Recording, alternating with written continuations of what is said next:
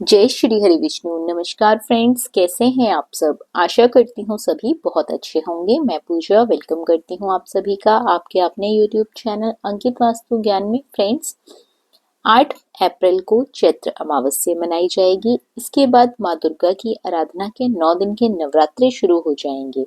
वैसे तो हर महीने की अमावस्या तिथि आती है, लेकिन चैत्र महीने में आने वाली तिथि का विशेष धार्मिक महत्व होता है। ये हिंदू वर्ष की आखिरी तिथि भी होती है। इसके बाद हिंदुओं का नया साल शुरू हो जाता है। ऐसा माना जाता है कि अमावस्या पर पितरों का तर्पण करने से पितृदोष से मुक्ति मिलती है। तो कई जगहों पर चैत्र अमावस्या का व्रत रखा जाता है और कथा का श्रवण भी किया जाता है, क्योंकि किसी भी व्रत में यदि कथा का श्रवण ना किया जाए तो कथा अधूरी मानी जाती है। तो फ्रेंड्स, बात कर लेते हैं चैत्र अमावस्या की कथा के बारे में। कथा इस प्रकार है। पौराणिक कथा के अनुसार एक नगरी में एक राजा राज करता था।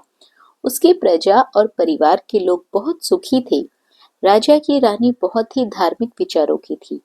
राजा के महल के सामने एक साहूकार की हवेली थी। राजा और साहूकार की पत्नी के आपस में बहुत घनिष्ठ मित्रता थी।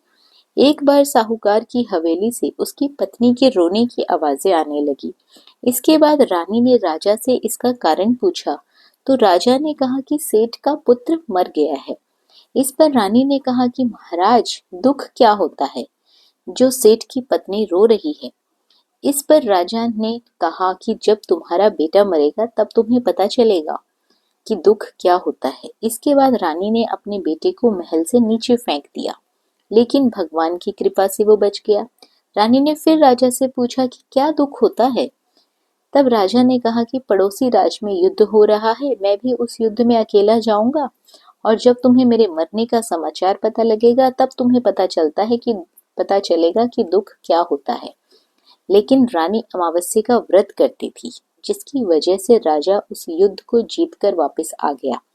इसके बाद राजा ने रानी से कहा कि अब हम गंगा माँ के दर्शन करने जाएंगे, तब मैं वहां गंगा नदी में कूद जाऊंगा, तब तुम्हें पता चलेगा कि दुख क्या होता है। भगवान शिव कैलाश पर बैठकर ये सब देख रहे थे। उन्होंने माता पार्वती से कहा कि आज मैं तुम्हें सुखी आत्मा के दर्शन करवाऊंगा। जिसके बाद भगवान शिव ने बकरे और माता पार्वती ने बकरी का रूप धारण कर लिया। जिसके बाद वह एक बावली के पास घास चरने लगी। रानी ने जब उस बावली को देखा तो उसने कहा कि हम यहीं पर विश्राम करेंगे। रानी ने भगवान शिव और माता पार्वती की बातें सुन ली, जिसमें भगवान शिव माता पार्वती से कह रहे थे कि रानी ने अमावस्या का व्रत किया है, इसीलिए इसे जन्म जन्म में कभी भी कोई दुख नहीं मिलेगा। जिसके बाद रानी को सब कुछ समझ में आ गया। उसने ये बात राजा को बताई। तो फ्रेंड्स, ये थी अमावस्या की व्रत कथा। आशा करती हूँ जिस प्रकार रानी को कभी जीवन में दुख प्राप्त नहीं हुए, इस कथा का श्रवण करने वालों को, व्रत रखने वालों को भगवान शिव माता पार्वती की कृपा से जीवन में कभी भी कोई दुख नहीं आएगा। घर में सुख समृद्धि बनी रहेगी, धन धान्य के भंडारे भरे रहेंगे। वीडियो पसंद आई हो तो वीडियो को लाइक और शेयर जरूर करें। चैनल पर पहली बार आए हैं तो सब्सक्राइब करना बिल्कुल ना भूलिए।